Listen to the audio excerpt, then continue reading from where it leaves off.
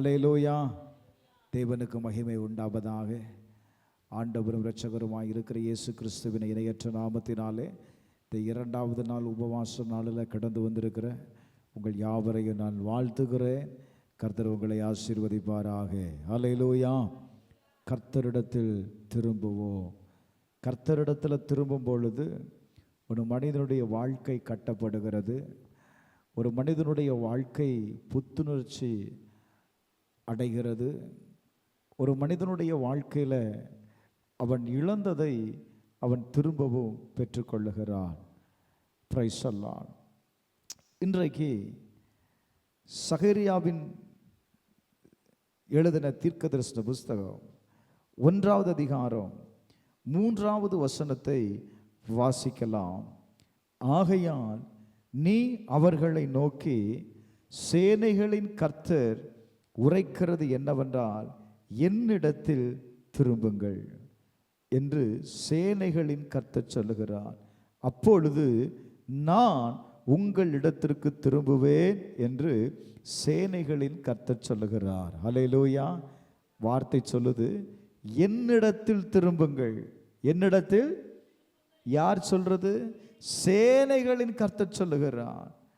மறுபடியும் அவர் சொல்றாரு, நீங்க என்னிடத்துல திரும்பும் பொழுது நான் உங்களிடத்திற்கு திரும்புவேன். ஒரு ஆமென் சொல்லுங்களேன். அதை சொல்றதும் யாரு? சேனைகளின் கர்த்தர். நாம் தேவனிடத்துல திரும்பும் பொழுது தேவன் நம் பக்கம் திரும்புகிறார். அல்லேலூயா. தேவன் நம் பக்கம் திரும்பிட்டார் அப்படின்னா, தேவன் நம் பக்கம் திரும்பிட்டார் அப்படின்னா அற்புதம் தான். ஒரு ஆமென் சொல்லுங்களேன். ஹல்லேலூயா, ஹல்லேலூயா. பரிதமேயு வழியில் உட்கார்ந்து இயேசு வருகிறார் என்பதை அறிகிறான். திரளான கூட்டம் கடந்து போகுது. யார் இங்கே போகிறார் என்று கேள்விப்பட்ட உடனே, நசரனாகிய இயேசு போகிறார் என்று கேள்விப்பட்ட உடனே அவன் என்ன செய்கிறான் தெரியுமா? தாவீதின் குமாரனே, எனக்கு இறங்கும். பிரைஸ் அல்லாஹ். இந்த வழியா போனவங்கெல்லாம் சொன்னாங்க, நீ என்ன செய்யாத, கூப்பிடாத. நீ என்ன செய்யாத, அவரை கூப்பிடாத. அவன் மீண்டுமாய் உரத்த சத்தமிட்டு என்ன செய்தான் தெரியுமா? எனக்கு இறங்கும் என்று கூப்பிட்டான். அவன் கூப்பிட்ட உடனே இயேசு என்ன செய்தார்? அங்க நின்றார். அல்லேலூயா, அல்லேலூயா. அவன் தேவன் பக்கம் திரும்பின உடனே அவன் பக்கம் யார் திரும்பிட்டா? தேவன் திரும்பிட்டார். இயேசு திரும்பிட்டார். ஆமென் சொல்லுங்களேன். அல்லேலூயா. இப்ப இயேசு கேட்கிறாரு, நான் உனக்கு என்ன செய்யணும்ப்பா? நான் உனக்கு என்ன செய்யணும்? அல்லேலூயா. அவர் சொல்லுகிறார், ஆண்டவரே, நான் பார்வை அடைய வேண்டும். ஆண்டவர் சொல்றாரு, உன்னுடைய விசுவாசத்தின்படியே ஆக கடவது. ஒரு ஆமென் சொல்லுங்களேன். அல்லேலூயா. நாம் தேவனிடத்துல திரும்பும் பொழுது என்ன நடக்கும் அப்படின்னா, தேவன் நம் பக்கம் திரும்புகிறார். தேவன் நம் பக்கம் திரும்புகிறார். திரும்பினவர் என்ன கேட்கிறாரு? நான் உனக்கு என்ன செய்யணும்? நான் உனக்கு என்ன செய்யணும்? நீங்க எதற்காக தேவனிடத்துல திரும்புகிறீர்களோ, நீங்கள் எதற்காக தேவனிடத்துல திரும்புகிறீர்களோ, ஆண்டவர் சொல்றாரு, நீ உனக்குள் இருக்கிற அந்த விசுவாசம், நீ என்னிடத்தில் கேட்டதை அது உனக்கு என்ன செய்துரும்? கொடுத்துரும். ஒரு ஆமென் சொல்லுங்களேன். அல்லேலூயா. அப்போ நல்ல கவனிங்க, ஆண்டவர் சொல்ற வார்த்தையை கவனிங்க. நீ என்னிடத்தில் திரும்பு. எதிலிருந்து திரும்பு அப்படின்னு 4வது வசனத்துல நீங்க வாசிக்கலாம். உங்கள் பொல்லாத வழிகளை விட்டு திரும்புங்கள். ஒன்று, எதுல இருந்துப்பா? பொல்லாத வழிகள்ல இருந்து திரும்புங்க. 2வது, பொல்லாத கிரியைகள்ல இருந்து திரும்புங்க என்று யார் சொல்றது? சேனைகளின் கர்த்தர் சொல்லுகிறார். ஒரு ஆமென் சொல்லுங்களேன். அல்லேலூயா. என்னிடத்தில் திரும்புங்கள் என்று சேனைகளின் கர்த்தர் சொல்லுகிறார். அவர் எந்த இடத்திலிருந்து திரும்ப சொல்றார் அப்படின்னா, பொல்லாத வழிகள் இருந்து திரும்பு.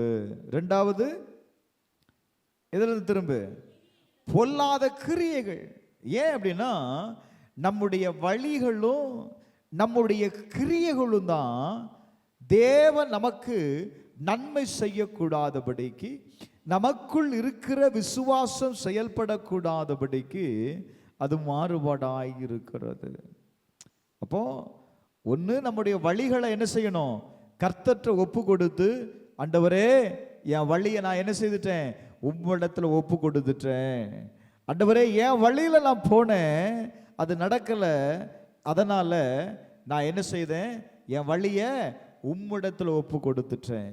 நீங்க காட்டுகிற பாதையில நான் கடந்து செல்லுகிற ஆண்டவரே. அதுதான் தேவனிடத்துல திரும்புதல். இரண்டாவது, பொல்லாத கிரியைகள். பொல்லாத கிரியைகள். பிரைஸ் அல்லாஹ். நம்முடைய கிரியைகள் எப்படி இருக்கிறது? நம்முடைய கிரியைகள் எப்படி இருக்கிறது? மாமிசத்தின் கிரியைகள் யாவன? வாசிங்க. பிரைஸ் அல்லாஹ். ஆண்டவர் என்ன சொல்றாரு பாருங்க. மாமிசத்தின் கிரியைகள் வெளியரங்கமாய் இருக்கிறன. மாமிசத்தின் கிரியைகள் அவை யாவன? விபச்சாரம், வேசித்தனம், அசுத்தம், காமவிகாரம், விக்கிரக ஆராதனை, பில்லி சூனியம், பகைகள், விரோதங்கள், வைராக்கியங்கள், கோபங்கள், சண்டைகள், பிரிவினைகள், மார்க்கபேதங்கள், பொறாமைகள், கொலைகள், வெறிகள், களியாட்டுகள் முதலானவைகளே. இப்படிப்பட்டவைகளை செய்கிறவன் எதை பெற மாட்டான்ப்பா? தேவனுடைய ராஜ்யத்தை சுதந்திரித்துக் கொள்ள மாட்டான். நீ எவ்வளவு ஜெபம் பண்ணாலும் தேவனுடைய ராஜ்யத்தை உன்னால என்ன செய்ய முடியாது? சுதந்திரித்துக் கொள்ள முடியாது. லிசன், நான் மறுபடியும் சொல்றேன். பிரைஸ் எல்லாம் இந்த கேட்டகரியில என்ன நமக்குள்ள இருக்குது? இது பொல்லாத கிரியைகள். இது என்ன செய்யும்? நம்முடைய நன்மையை மாத்திரம் தடை செய்வதல்ல, நம்மளை அழித்து விடும். நீங்க எதையுமே தேவ ராஜ்யத்திலிருந்து பெற்றுக்கொள்ள முடியாது. ஒருவனுக்கு தேவ ராஜ்யத்திலிருந்து கொடுக்கப்பட்டால் ஒழிய அவன் எதையும் என்ன செய்ய மாட்டான்? பெற்றுக்கொள்ளான் என்று எழுதப்பட்டிருக்கிறது. அப்ப நம்ம ஆராய்ந்து பார்க்கணும், எனக்குள்ள விபச்சாரத்தின் ஆவி இருக்கிறதா? வேசித்தனத்தின் ஆவி இருக்கிறதா? அசுத்தம் இருக்கிறதா? காமவிகாரம் இருக்கிறதா? விக்கிரக ஆராதனை இருக்கிறதா? பில்லி சூனியம் இருக்கிறதா? பகைகள் இருக்கிறதா? விரோதங்கள் இருக்கிறதா? வைராக்கியங்கள் இருக்கிறதா? கோபம் இருக்கிறதா? சண்டைகள் இருக்கிறதா? பிரிவினைகள் இருக்கிறதா? மார்க்கபேதங்கள் இருக்கிறதா? பொறாமைகள் இருக்கிறதா? கொலைகள் இருக்கிறதா? வெறிகள் இருக்கிறதா? களியாட்டுகள் இருக்கிறதா? உங்க நேரத்தை நீங்க எப்படி செலவிடுகிறீங்க? மற்றவர்களோடு கூட நீங்க பகையா இருக்கிறீங்களா? விரோதத்தை ஏற்படுத்துறீங்களா? சண்டை போடுகிற நபராய் நீங்க இருக்கிறீங்களா? ஹலோ, நீங்க எவ்வளவு ஜெபம் பண்ணாலும் தேவ ராஜ்யத்திலிருந்து எதையும் பெற்றுக்கொள்ள முடியாது. அதனாலதான் வேதம் சொல்லுது, உங்க பொல்லாத வழிகளை விட்டு, உங்கள் பொல்லாத கிரியைகளை விட்டு எங்க திரும்புங்க? என்னிடத்தில் திரும்புங்கள். யார் சொல்றது? சேனைகளின் கர்த்தர் சொல்லுகிறார். ஒரு ஆமென் சொல்லுங்களேன். அல்லேலூயா. அப்ப இதெல்லாம் நமக்குள்ள இருக்கான்னு பார்க்கணும். இதுக்குள்ள நமக்குள்ள என்ன செய்தான் இருக்குதான்னு பார்க்கணும். நம்ம யார் மேலேயாவது பகையா இருக்கிறோமா? நம்ம விரோதமா இருக்கிறோமா? Glory to God. நம்ம சண்டையிடுகிற நபரா இருக்கிறோமா? நம்முடைய நேரத்தை நம்ம எப்படி செலவிடுகிறோம்? கொஞ்சம் யோசிக்கணுங்க. வேதம் சொல்லுது, மல்கியா 3வது அதிகாரம் 7வது வசனத்தை வாசித்து பாருங்க. அங்க எழுதப்பட்டிருக்கிறது, நீங்கள் உங்கள் பிதாக்களின் நாட்கள் தொடங்கி என் கட்டளைகளை கை கொள்ளாமல், என் கட்டளைகளை கை கொள்ளாமல் அவைகளை விட்டு விலகி போனீர்கள். முதல்ல என் கட்டளைகளை நீங்க என்ன செய்யல? கை கொள்ளல. அதை விட்டு நீங்க விலகிட்டீங்க. 1000 பிரசங்கத்தை கேட்கிறோம், ஒரு பிரசங்கத்துக்கு கீழ்ப்படிதல் கிடையாது. பின்ன எப்படி ஆண்டவர் நம்மை ஆசீர்வதிக்க முடியும்? வேதம் சொல்லுகிறது, என் கட்டளைகளை நீங்க கை கொள்ளல. எந்த காரியத்திலெல்லாம் நீங்க தேவனுடைய கட்டளைக்கு கீழ்ப்படியிலையோ அந்த இடத்துல இருந்து என்னிடத்திற்கு திரும்புங்கள், அப்பொழுது நான் உங்களிடத்திற்கு திரும்புவேன் என்று சேனைகளின் கர்த்தர் சொல்லுகிறார். அல்லேலூயா, அல்லேலூயா. தேவனிடத்துல திரும்பணும், தேவனிடத்துல திரும்பணும். அவரிடத்துல திரும்பினா அவர் சொல்றார், நான் உன்னிடத்துல நான் திரும்புவேன். அவர் உன் பக்கம் திரும்பினா உன் வாழ்க்கையில நீங்க கேட்கிற காரியத்தை அவர் செய்வார். அல்லேலூயா, அல்லேலூயா. நீங்கள் எந்த காரியத்தில் விசுவாசம் உள்ளவர்களாக இருக்கிறீர்களோ அந்த காரியம் கட்டாயம் என்ன செய்யும், உங்களுக்கு கொடுக்கப்படும். உங்களுக்கு விசுவாசம் எதில் இருக்கு அப்படின்னா கிரியையில் தான் இருக்கு. கிரியை இல்லாத விசுவாசம் செத்தது என்று எழுதப்பட்டு இருக்கிறது. அதனால தான் நம்ம காரியங்கள்லாம் செத்து போய் கிடக்குது, உயிரடையாம இருக்குது. ஏன் அப்படின்னா அதுக்கு என்ன கொடுக்கல, விசுவாசம் இருக்குன்னு சொல்றோம், ஆனா விசுவாசத்துல எது இல்லை அப்படின்னா கிரியைகள் இல்லை. கிரியை எதுல வரும் அப்படின்னா கர்த்தருடைய வார்த்தைக்கு நம்ம கீழ்ப்படுகிறதுல தான் கிரியை வரும். பாருங்க, அடுத்த வசனத்தை வாசிங்க. எரோமியா 24வது அதிகாரம் 7வது வசனத்தை வாசித்து பாருங்க. 24வது அதிகாரம் 7வது வசனம். Praise the Lord. நான் கர்த்தர் என்று அறியும் இருதயத்தை அவர்களுக்கு கொடுப்பேன், அவர்கள் என் ஜனமாய் இருப்பார்கள், நான் அவர்கள் தேவனாய் இருப்பேன், அவர்கள் தங்கள் முழு இருதயத்தோடும் என்னிடத்திற்கு திரும்புவார்கள் என்று இஸ்ரவேலின் தேவனாகிய கர்த்தர் சொல்றாரு. ஆண்டவர் சொல்றாரு, நீங்க என் ஜனமாய் இருப்பதற்கு, நம்ம கர்த்தருடைய பிள்ளைன்னு சொல்றோம்ல, தேவனுடைய ஜனம்னு சொல்றோம்ல, ஆனா வேதம் சொல்லுது, நீ என்னுடைய ஜனமா இருப்பதற்கு நீ என்னிடத்துல திரும்பு. அல்லேலூயா. என்னிடத்துல நீ திரும்பு. நீ என்னிடத்துல ஏன் திரும்பணும்னா, நீ என்னை அறிந்து கொள்ளும் பொழுது நான் யாரா இருப்பேன் அப்படின்னா நீங்க என் ஜனமா இருப்பீங்க, நான் உன் தேவனாயிருப்பேன். அல்லேலூயா, அல்லேலூயா.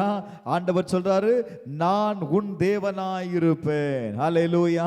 உன்னுடைய முழு இருதயத்தோடு நீ என்ன செய், என்னிடத்துல திரும்பு.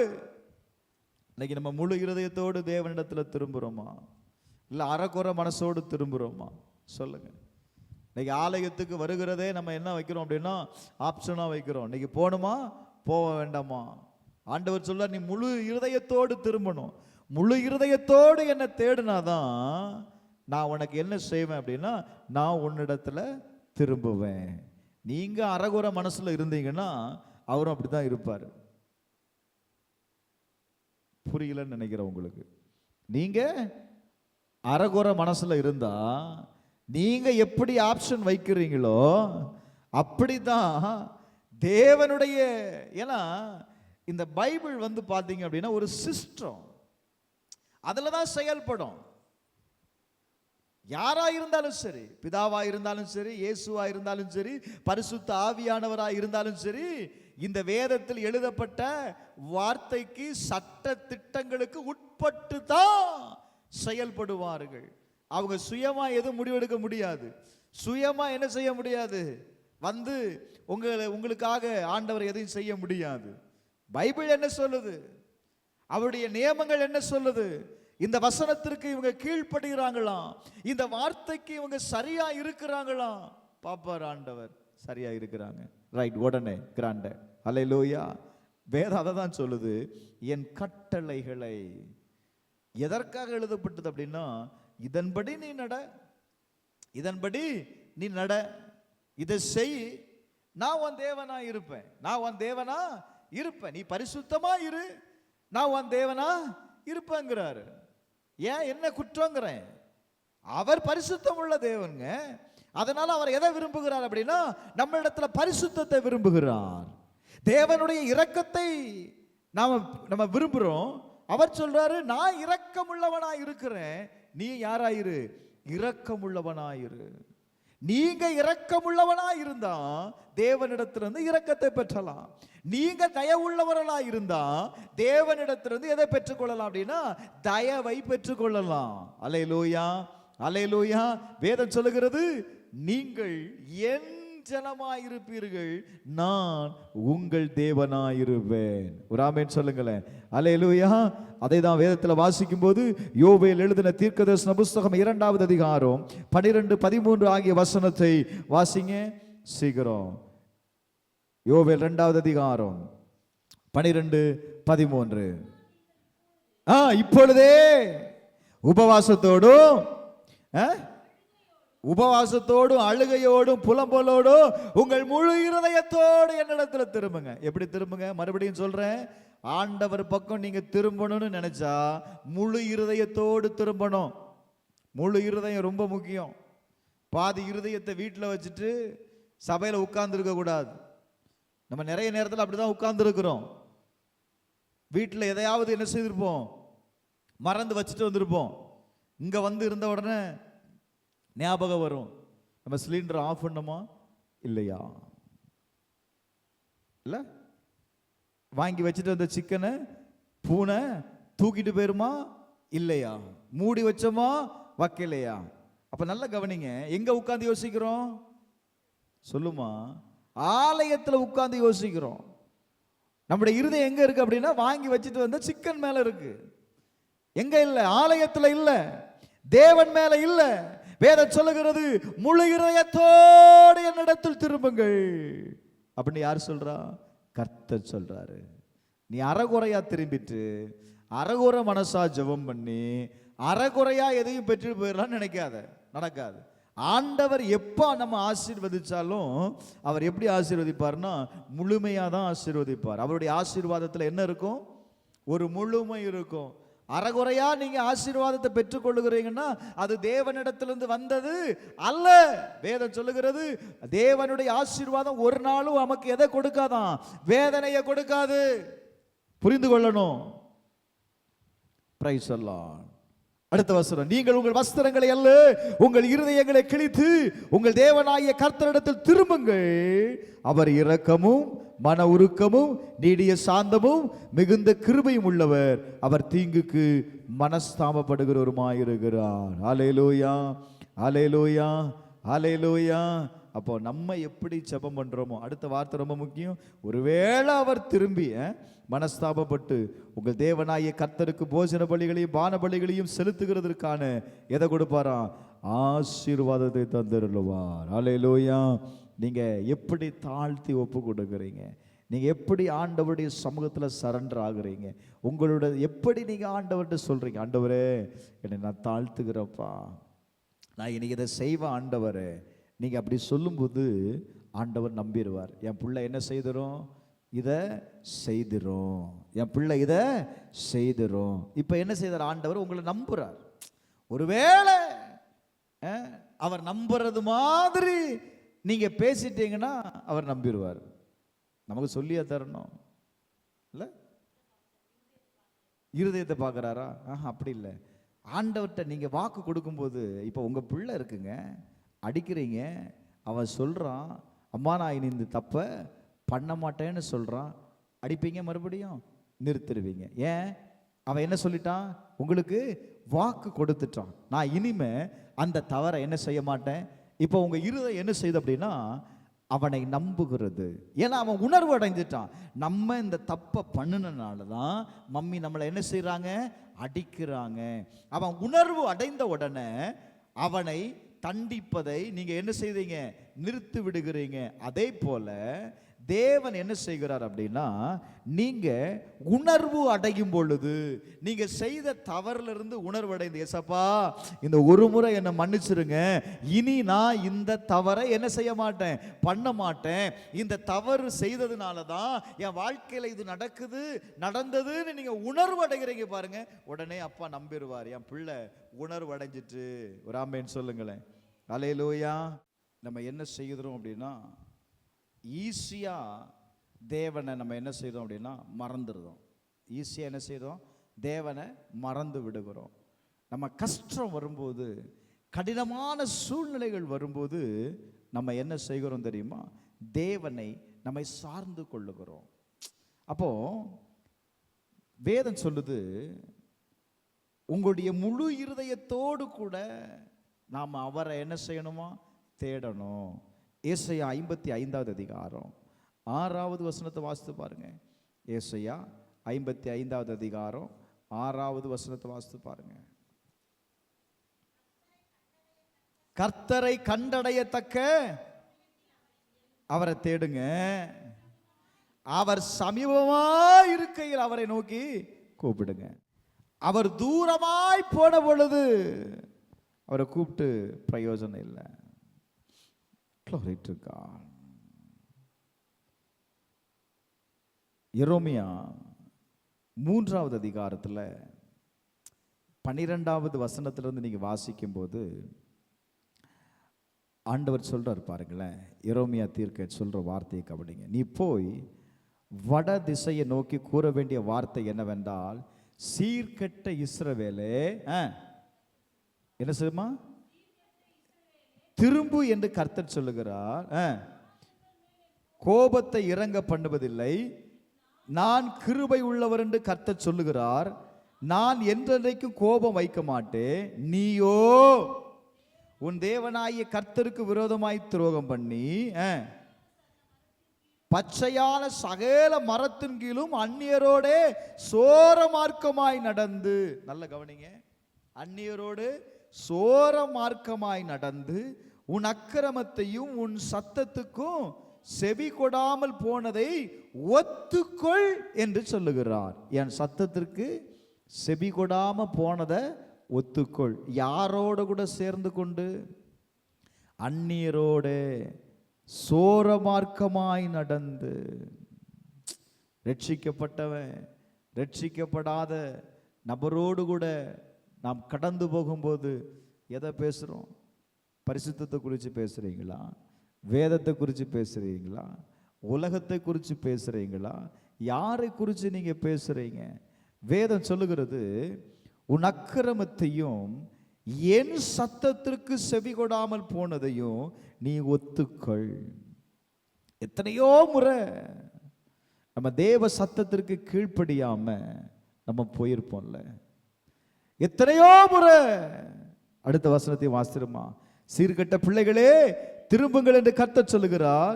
நான் உங்கள் நாயகர், நான் உங்களை ஊரில் ஒருவனும் வம்சத்தில் 2 பேரமாக தெரிந்து உங்களை சீயோனுக்கு அழைத்து வந்தேன். நான் உங்களை என்ன செய்தேன்ப்பா? உங்க குடும்பத்தில் 10 பேர் இருந்தால் உங்களை தானே ரட்சிக்கிறார். உங்களை மட்டும் தானே ஏன் ரட்சித்தார்? ஏன் உங்களுக்கு இவ்வளோ பேர் ரட்சிப்பு? ஏன் உங்களை கர்த்தர் மீட்டெடுத்தார்? ஏங்க நான் சொல்லலை, வசனமே அப்படிதான் சொல்லுது. நான் உங்களை ஊரில் ஒருவனும் வம்சத்தில் 2 பேருமாக தெரிந்து உங்களை நான் சீயோனுக்கு அழைத்து கொண்டு வந்தேன். உங்களை ரட்சித்து உங்களை மீட்டு என் சீயோன்ல உன்னை வச்சு நான் உன்னை மகிழ பண்ணணும், நான் உன்னை ஆசீர்வதிக்கணும் அப்படின்னு தான் வச்சேன். ஆனா நீ என்ன செய்யல? என் சத்தத்திற்கு செவி கொடுக்கல. அந்த வார்த்தை சொல்லுது, என்னுடைய சத்தத்திற்கு செவி கொடுக்காம போனதை நீ என்ன செய்? ஒத்துக்கொள் அப்படிங்கிறது. நம்ம ஒத்துக்கொள்கிறோமா? எப்போ ஆண்டவரை நீங்க பேசுனீங்க? நமக்கு கேட்டது தெரியும், ஆண்டவர் பேசுனது தெரியும். எப்போ பாஸ்டர் நீங்க சொன்னீங்க? என்கிட்டயா சொன்னீங்க? நான் அன்னைக்கு சர்ச்சைக்கு வந்தேனா பாஸ்டர்? நல்ல கவனிங்களேன். இப்படி பேசுகிற ஆளை பார்த்தீங்கன்னா நீங்கள் ஈஸியாக கண்டுபிடிச்சிடலாம். அவங்க எதையோ நம்மளை என்ன செய்கிறாங்க? மறைக்கிறாங்க. அவங்க சொன்னது என்ன செய்யும்? தெரியும். ஆனால் தெரியாத விதமாக என்ன செய்கிறாங்க? இப்போ சொல்லுங்க, நான் உங்களை சொல்லலை, அப்படி இருக்கிறவங்கள சொல்கிறேன். நீங்கள் என்ன முறைக்கிறீங்க? நான் உங்களை சொல்லலை, அப்படி செய்கிறவங்கள நான் சொல்கிறேன். என்ன சொல்லுவாங்க? நீங்கள் என்கிட்டயே சொன்னீங்க பாஸ்டர், கேட்போமா இல்லையா? பிரைஸ் எல்லாம். அப்ப இயேசு அதை தான் சொல்றாரு, என் சத்தத்திற்கு நீ செவி கொடுக்காம போனதை நீ ஒத்துக்கொள், ஒத்துக்கொள். இதுதான் ரொம்ப கஷ்டம். எப்ப ஆண்டவர் பேசினார்? அவர் பேசினா நான் உடனே செய்திருப்பேனே. அவர் என்கிட்ட சொல்லியிருந்தா உடனே நான் செய்திருப்பேனே. பிரைஸ் எல்லாம். அப்ப நல்ல கவனிங்க, ஆண்டவர் சொல்றாரு, நீ அதை ஒத்துக்கொண்டுட்டனா, நான் உன்னை அழைத்து கொண்டு வந்தேன்ல, எங்க? சியோனுக்கு. நான் உன்னை அழைத்து கொண்டு வந்தேன்ல சியோனுக்கு. எதற்காக நான் உன்னை அழைத்து கொண்டு வந்தேன்? Praise the lord. சியோனில் இருக்கிற ஆசீர்வாதத்தை நீ சுதந்தரிக்கும்படி. ஒரு ஆமென் சொல்லுங்களேன். அல்லேலூயா. நீங்க எசேக்கியேல் எழுதின தீர்க்கதரிசன புஸ்தகம் 18வது அதிகாரம் 30வது வசனத்தை வாசித்து பாருங்க. 18:30 வேதம் சொல்லுது, ஆகையால் இஸ்ரவேல் வம்சத்தாரே, நான் உங்களில் அவன் அவன் வழிகளுக்கு தக்கதாக நியாய தீர்ப்பேன் என்று கர்த்தராகிய ஆண்டவர் சொல்லுகிறார். நீங்கள் மனம் திரும்புங்கள், உங்களுடைய எல்லா மீறுதல்களையும் விட்டு திரும்புங்கள், அப்பொழுது அக்கிரமம் உங்கள் கேட்டுக்கு காரணமாயிருப்பதில்லை. வசனம் சொல்லுதுங்க. என்ன சொல்றாரு? நீ மனம் திரும்பு, உங்களுடைய எல்லா மீறுதல்களையும் விட்டு மனம் திரும்பு. எதை விட்டு மனம் திரும்பு? மீறுதல்களை விட்டு மனம் திரும்பு. எத்தனையோ மீறுதல்கள். இது என்ன செய்திரும் தெரியுமா? உங்களுடைய வாழ்க்கையில இது கேட்டு வந்துடும். சில காரியங்கள், மீறுதல் என்பது ஒரு கட்டு. அது கேடு அப்படின்னா என்ன? ஒரு மரம் இருக்கு, ஒரு மரம் இருக்குன்னு வச்சுக்கோங்க. ஒரு தென்னை மரம் இருக்கு, இலையெல்லாம் நல்லா தான் இருக்கும், மரமும் நல்லா தான் இருக்கும், ஆனால் காய்க்கவே காய்க்காது. இப்போ அதை வெட்டி பார்த்தா அது உள்ள கெட்டு போய் இருக்கும். பார்த்துருக்கீங்களா? உள்ள என்ன செய்திருக்கும்? அதை என்ன செய்திருக்கும் அப்படின்னா, கருப்பா ஃபுல்லா மேலேருந்து கீழே மரம் இருக்கும். வெளி தோற்றத்தில்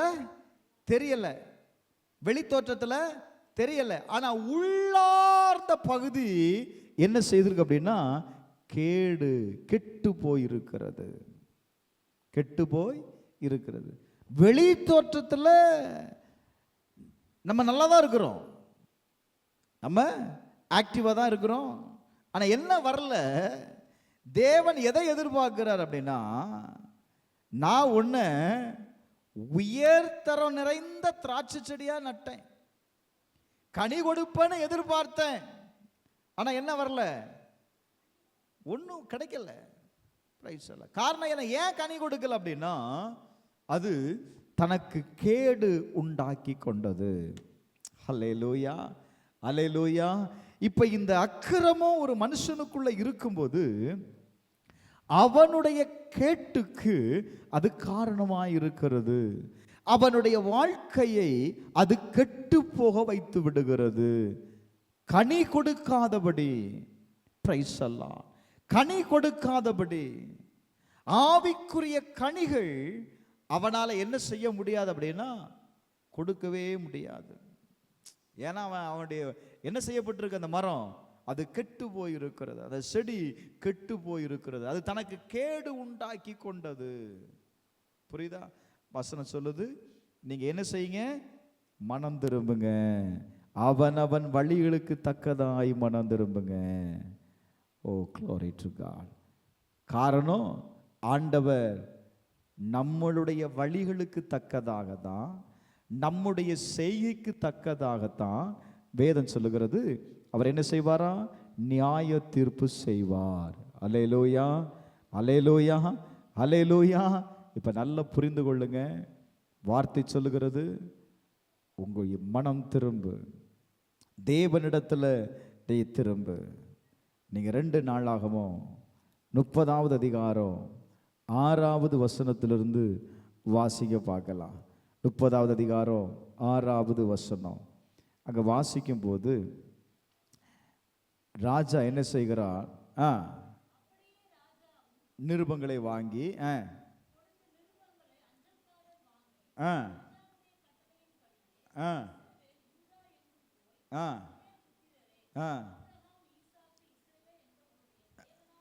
கர்த்தரிடத்தில் திரும்புங்கள், அப்பொழுது அசிரியருடைய ராஜா கைக்கு தப்பி இருக்கிற மீதியான உங்களிடைக்கு அவர் திருப்புவார்.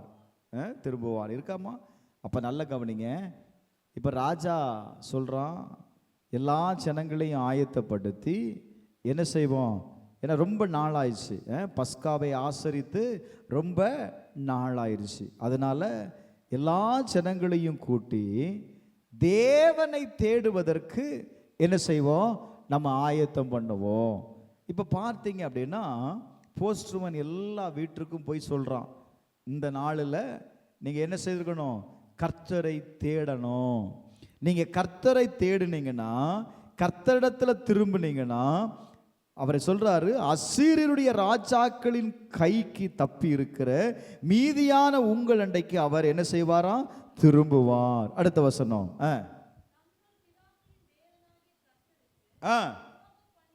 துரோகம் பண்ணின உங்கள் பிதாக்களை போல உங்கள் சகோதரரை போல நீங்க இருக்காதீங்க. அதற்காக நீங்கள் காண்கிறபடியே அவர்கள் பாழாய் போகிறதற்கு ஒப்பு கொடுத்தாரு. பாழாய் போகிறதற்கு, அந்த வார்த்தை நீங்க ரொம்ப முக்கியம். பாழாய் போவதற்கு ஒப்பு கொடுத்தாரு. அடுத்த வசனம், இப்பொழுது உங்கள் பிதாக்களை போல உங்கள் கழுத்தை கடினப்படுத்தாதீர்கள். கர்த்தருக்கு உடன்பட்டு, நீங்க சொல்லுமா, நீங்க அந்த உங்க முற்பிதாக்கள் கர்த்தருக்கு உடன்படல.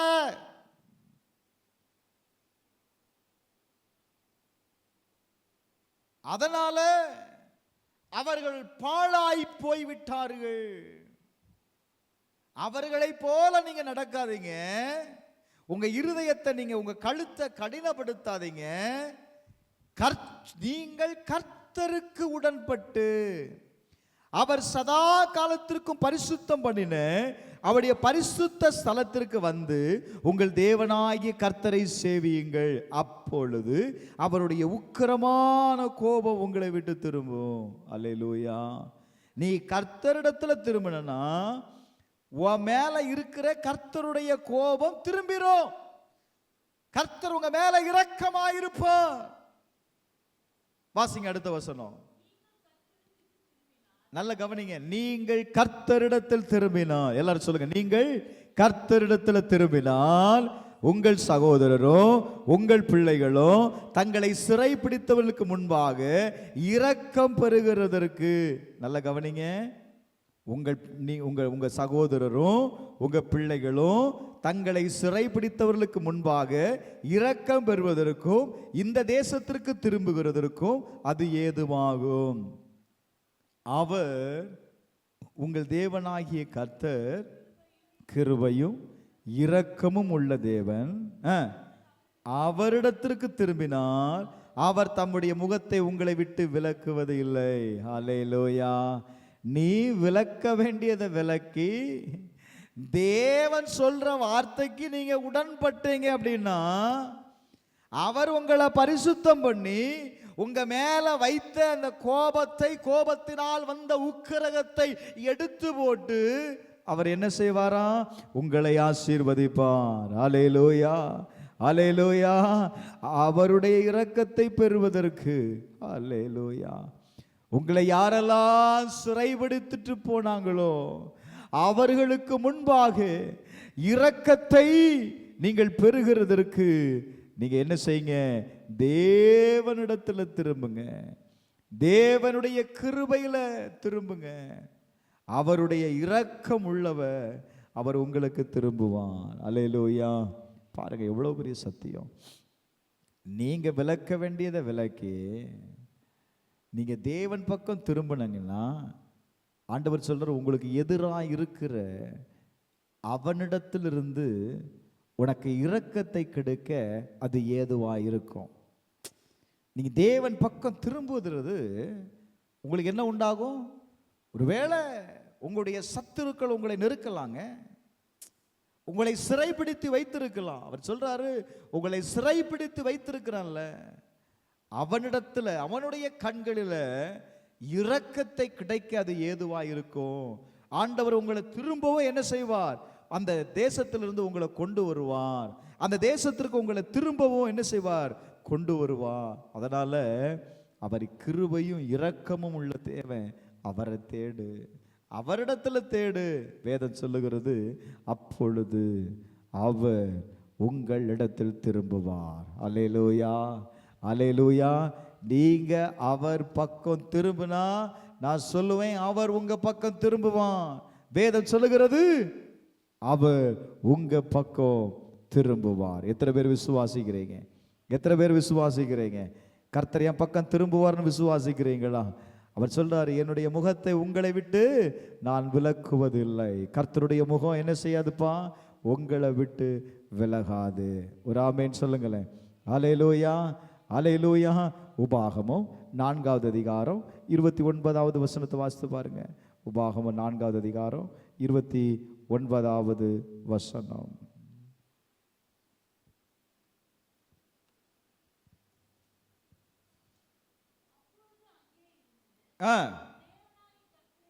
தேடுவாய், உன் இருதயத்தோடு உன் முழு ஆத்துமாவோடு அவரை தேடும்போது அவரை சொல்லுங்க கண்டடைவாய். அடுத்த வசனம்,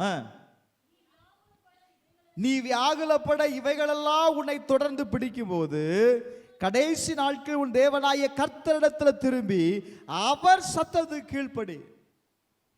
அவருடைய சமூகத்தில் திரும்பி அவர் சத்தத்துக்கு கீழ்ப்படி. உன் தேவனாய கர்த்தர் இரக்கமுள்ள தேவனாயிருக்கிறபடியால் அவர் உன்னை கைவிட மாட்டார். ராமேன் சொல்லுங்களேன். அல்லேலூயா, அல்லேலூயா. அவர் உன்னை கைவிட மாட்டார், உன்னை அழிக்க மாட்டார். உன் பிதாக்களுக்கு தாம் ஆணையிட்டு கொடுத்த அந்த உடன்படிக்கையை மறக்கவும் மாட்டார். ராமேன் சொல்லுங்களேன். இந்த பிரச்சனை எங்க அப்படின்னா என்கிட்ட தான் இருக்கு. நான் தேவன் பக்கம் திரும்பணும்.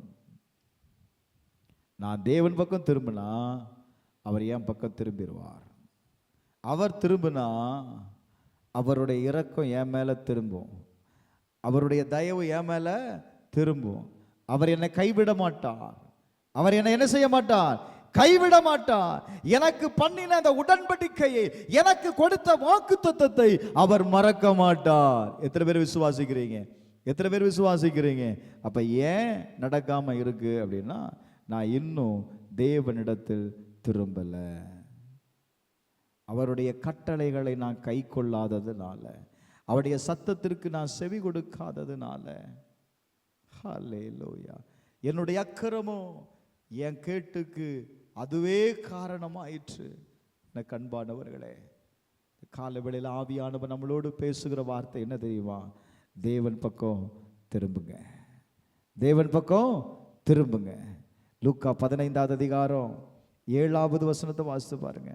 15:7. Glory to God.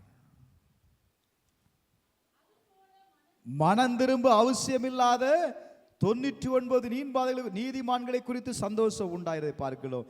மனம் திரும்புகிற ஒரே ஒரு பாவி நிமித்தம் பரலோகம் சந்தோஷமாகுது. மனம் திரும்புகிற ஒரு பாவி, நீங்க ஒரு ஆள் மனம் திரும்பிட்டீங்கன்னா பரலோகம் அவ்வளவு சந்தோஷப்படும். பரலோகம் என்ன, யாரும் பேசாம இருக்கிறீங்க? ஏங்க மத்தேயு 3:2 சொல்லுது. 3:2 பிரைஸ் எல்லாம். மனம் திரும்புங்கள் 2:3 மனம் திரும்புங்கள், பரலோக ராஜ்யம் சமீபத்தில் இருக்கிறது. மனம் திரும்புங்கள். நான் முதல்ல சொன்னேன், நீ மனம் திரும்பினாதான் தேவ ராஜ்யத்தை என்ன செய்ய முடியும்? சுதந்திரித்துக் கொள்ள முடியும்னு சொன்னேன். நான் மனம் திரும்புதல் என்ன செய்கிறது தெரியுமா? பரலோகத்தில் ஒரு பெரிய மகிழ்ச்சியை உண்டாக்குது. ஹல்லேலூயா, ஹல்லேலூயா. ஏங்க உங்களை குறித்து பரலோகம் மகிழ்ச்சி அடைஞ்சிருச்சுன்னு வைங்களேன். ஒருவேளை நீங்கள் உபவாசம் பண்ணுறீங்க, உங்கள் வீட்டில் இருக்கிற ஆளுக்கு சந்தோஷம் இல்லாமல் இருக்கலாம். ஆனால் பரலோகம் என்ன செய்யுது? மகிழ்ச்சி அடைகிறது. பரலோக சந்தோஷம் அடைஞ்சிருச்சு அப்படின்னா உங்கள் வீடு என்ன செய்கிறோம் சொல்லுங்க? சந்தோஷம் அடையும். அடையுமா அடையாதங்க? சொல்லுங்க, அடையுமா அடையாதா? அதனால தான் சொல்லுங்க மனம் திரும்புங்க அப்படின்னு. மனம் திரும்புங்கள், மனம் திரும்புங்க. பரலோக ராஜ்யம் எப்படி இருக்கு? சமீபத்தில் இருக்கிறது, உங்களுக்கு சமீபமாக இருக்கிறது. Price the Lord. ஏசாயா 31வது அதிகாரம் 6வது வசனம் வாசிமா. 6. நீங்கள் முற்றிலும் விட்டு விலகினவரிடத்துல திரும்புங்க. முற்றிலும் நீங்க விட்டு விலகினவரிடத்துல திரும்புங்க. மறுபடியும் சொல்றேன், உங்களுடைய ஒருத்தருடைய மனம் திரும்புதல் உங்களுடைய முழு குடும்பத்தையும் ஆசீர்வதிக்க போகுது. ஒப்பு கொடுங்க. 2 நாளாகவும் 15 நாளை படிச்சிருங்க. அப்புறம் நம்ம அந்த வசனத்தை போவோம். 2 நாளாகவும் 15:4. எதில் தேடினாங்கப்பா? தங்கள் நெருக்கத்தில் இஸ்ரவேலின் தேவனாகிய கர்த்தரிடத்திற்கு திரும்பி அவரை தேடின போது அவர்களுக்கு வெளிப்பட்டார். ஹலோ, எதில் தேடினாங்க? நெருக்கத்தில் கர்த்தரை தேடுறாங்க. Glory to God. வேதம் சொல்லுகிறது கர்த்தரிடத்திற்கு திரும்பி. சும்மா தேடினாங்கன்னு இருக்கா? அதுக்கு முன்னாடி வார்த்தை சொல்லுது பாருங்க, கர்த்தரிடத்துல திரும்பி என்ன செய்தாங்க? அவரை தேடினார்கள். அப்ப நல்ல கவனிங்க, கர்த்தரிடத்துல திரும்பி அவரை தேடினார்கள். சும்மா தேடல, சும்மா தேடல, கர்த்தரிடத்துல திரும்பினார்கள். அப்படின்னா என்ன? பிரைஸ் அல்லாஹ்.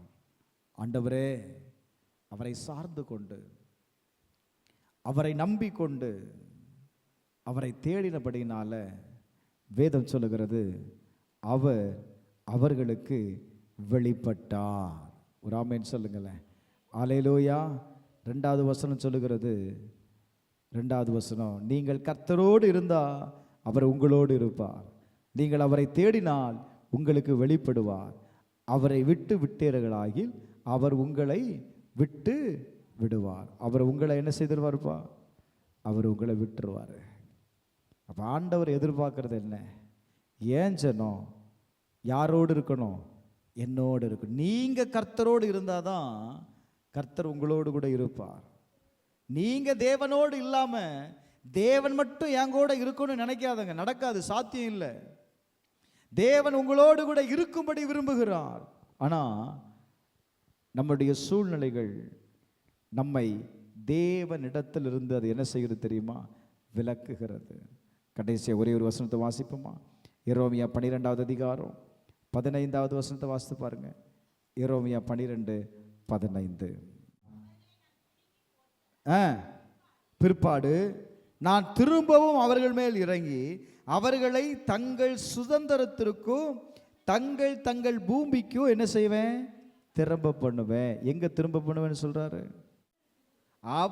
அவர் உங்களுக்கு கொடுத்த சுதந்திரத்திற்கு நான் உங்களை என்ன செய்வேன் அப்படின்னா நான் திரும்ப பண்ணுவேன். அல்லேலூயா, அல்லேலூயா.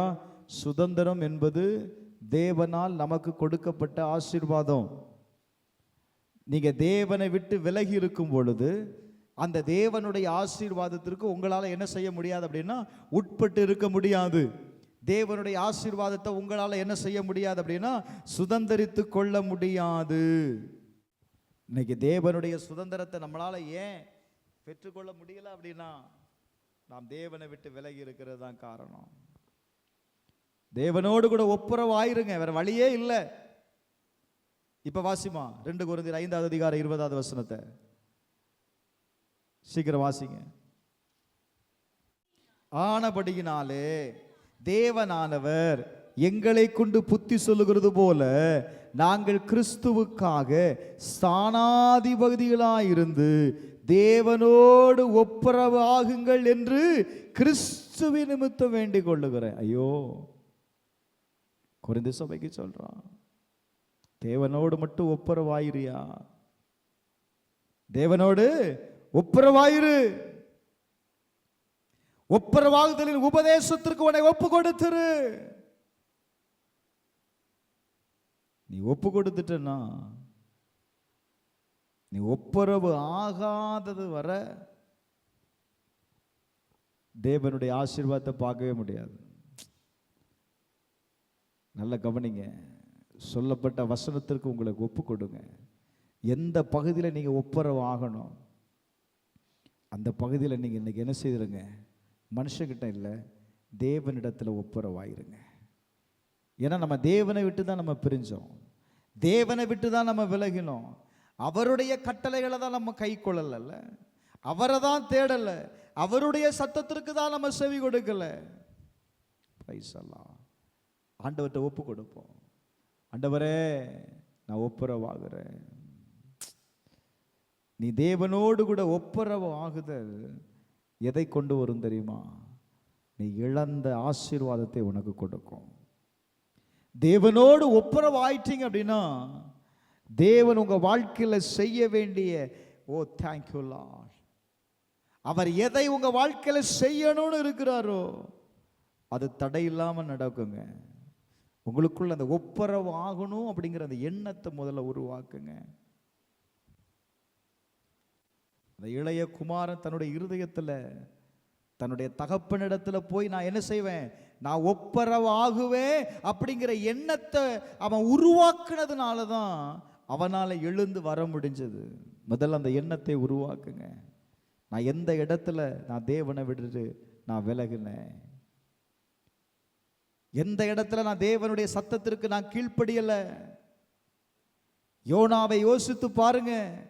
தேவனுடைய வார்த்தைக்கு அவன் கீழ்ப்படியாததுனால, தேவனுடைய சத்தத்தை விட்டு அவன் விலகி போனதுனால அவன் வாழ்க்கையில கடந்து வந்த பிரச்சனையை பார்த்தீங்களா? சூழ்நிலையை பார்த்தீங்களா? அவன் பட்ட நெருக்கங்களை பார்த்தீங்களா? ஏன் அவன் திரும்பாத வர, அவன் தேவனோடு ஒப்புரவு ஆகாத வர அவன் வாழ்க்கையில் நெருக்கம் இருந்துச்சு. நான் சொல்லுவேன், நீங்க தேவனோடு ஒப்புரவு ஆகிறது தான் பெஸ்ட் வே. இதுக்கு மேலேயும் காலதாமதம் வைத்தீங்க அப்படின்னா ரொம்ப கஷ்டம். பவுல் சொல்றாரு, நான் உங்களுக்காக நான் வேண்டுறேன், நீங்க தேவனோடு ஒப்புரவாயிருங்க. என்கிட்ட வந்து ஒப்புரவாகுன்னு சொல்லல. யார்கிட்ட ஒப்புரவாங்க? தேவனிடத்துல ஒப்புரவாங்க. ஏன்னா நீங்க தேவனை விட்டு தான் விலகுனீங்க, அவருடைய சத்தத்துக்கு தான் செவி கொடுக்கல, அவருடைய உபதேசத்தை தான் நீங்க கை கொள்ளல. அப்ப நல்ல கவனிங்க, ஆசீர்வாதம் என்பது சும்மா கிடைக்காதுங்க. தேவன் பக்கம் திரும்பணும். தேவனிடத்துல திரும்புனா அவர் சொல்றாரு, நான் உன்னிடத்துல திரும்புவேன். நான் உன்னிடத்துல, சொல்லுங்க, உன்னிடத்துல தேவன் உங்க பக்கம் திரும்பணும்னு விரும்புறீங்களா? தேவன் உங்க பக்கம் திரும்பணும்னு விரும்புனீங்கன்னா நீங்க தேவன் பக்கம் முதல்ல திரும்பணும். நீங்க திரும்பாம தேவனே வந்து என்ன செய்ய மாட்டாரு, உங்களை திருப்ப மாட்டார். நம்ம நிறைய பேர் அப்படிதான் நினைச்சிட்டு இருக்கிறோம். அவரே என்னை திருப்பட்டும், எதற்கு நேராக திரும்பணுமோ அதற்கு நேராக அவரே திருப்பட்டும் அப்படின்னு நினைச்சிட்டு இருக்கிறோம். ஆண்டவர் சொல்றாரு, வான் தவற எந்த இடத்துல நீங்க கீழ்ப்படியணுமோ, எந்த இடத்துல நீங்க மனம் திரும்பணுமோ அந்த இடத்துல அதை உணர்ந்து நீ மனம் திரும்பி வந்த அப்படின்னா நான் என்ன செய்வேன், நான் திரும்புவேன். நான் என்ன செய்வேன், திரும்புவேன். எல்லாரும் எழுதில் இருப்போம். கேட்ட வசனத்திற்கு ஒப்பு கொடுத்து தேவனோடு கூட ஒரு ஒப்புரவாகுதல், தேவனோடு கூட ஒரு ஒப்புரவாகுதல். ஒப்புரவாயிருங்களேன், அவரிடத்துல திரும்புங்களேன். உங்க பொல்லாத வழிகளை விட்டு திரும்புங்களேன், உங்கள் பொல்லாத கிரியைகளை விட்டு திரும்புங்களேன். ஏன் அந்த வைராக்கியத்தை வச்சுட்டு இருக்கணும்? ஏன் அந்த கோபத்தை வச்சுட்டு இருக்கணும்? ஏன் அந்த சண்டையை உள்ள வச்சுட்டு இருக்கணும்? எடுத்து போட. அது ஆசீர்வாதத்தை தடை பண்ணதில்லை, அது உனக்கு வர வேண்டிய நன்மையை தடை பண்ணதில்லை. எடுத்து போடு. எத்தனையோ வார்த்தைகளை கேட்கிறோம், கீழ்ப்படியாம இருக்கிறோமே. ஆண்டவர் பேசியும் அவருடைய சத்தத்திற்கு செவி கொடுக்காம இருக்கிறோமே. நாம் செய்கிற அக்கிரமம் தானே, நாம் செய்த மீறுதல் தானே நமக்கு நம்முடைய வாழ்க்கையில கேட்டுக்கு காரணமா இருக்கிறது. கனி கொடுக்கணும்னு நினைக்கிறோம், கனி கொடுக்க முடியாத ஒரு வாழ்க்கை வாழ்ந்து கொண்டு இருக்கிறோமே. என்ன காரணம்? தேவன்கிட்ட ஒப்புரவாகுங்க, தேவன்கிட்ட ஒப்புரவாகுங்கப்பா. நீ ஒப்புரவாகுனா இன்னைக்கே ஒரு அற்புதம் நடக்கும். இன்னைக்கே ஒரு அற்புதம் நடக்கும். உன்னை யாரு சிறைப்படுத்தினாலும் சரி, கர்த்தர் சொல்றாரு, அவர்களுடைய கண்களில் நான் இரக்கத்தை காண்பிப்பேன், உன்னை நான் மீட்டு கொண்டு வருவேன். எத்தனை பேர் நம்புறீங்க? உங்களோடு தான் ஆண்டவர் பேசுகிறார். என்னிடத்தில் திரும்பு, என்னிடத்தில் திரும்பு சகோதரா, சகோதரி, என்னிடத்தில் திரும்பு, நான் உங்களிடத்தில் திரும்புவேன். ஹல்லேலூயா. ஆண்டவர் சொல்றாரு, என் ஜனமாயிருப்பதற்கு என்னிடத்துல திரும்பியா, நான் உன் தேவனாய் இருக்க விரும்புகிறேன், என் இடத்துல திரும்பு. எத்தனை பேர் ஒப்பு கொடுக்குறீங்க? முழு இருதயத்தோடு, உபவாசத்தோடு, அழுகையோடு தேவன் பக்கம் திரும்பு. இயேசப்பா, உம்மை விட்டு தூரம் போயிட்டேன், உம்மை விட்டு போயிட்டேன்ப்பா, உம்மை விட்டு விலகிட்டேன்ப்பா, என்னை மன்னிங்க ஆண்டவரே கேளு, என்னை மன்னிங்க ஆண்டவரேன்னு கேளு, நான் ஒப்பு கொடுக்கிறேன்னு சொல்லு. ஒப்புரவாயிருங்க சிஸ்டர், பிரதர், ஒப்புரவாயிருங்க. கர்த்தருடைய ஆவியானவர் உங்களோடு பேசுகிறார். நீ ஒப்புரவாயிற்று அப்படின்னா உனக்கு வர வேண்டிய நன்மை வந்துடும், உனக்கு வர வேண்டிய ஆசீர்வாதம் வந்துடும்.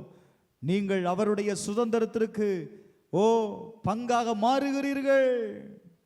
அவருடைய சுதந்திரத்திற்கு நீங்கள் உடன்படுகிறீர்கள்.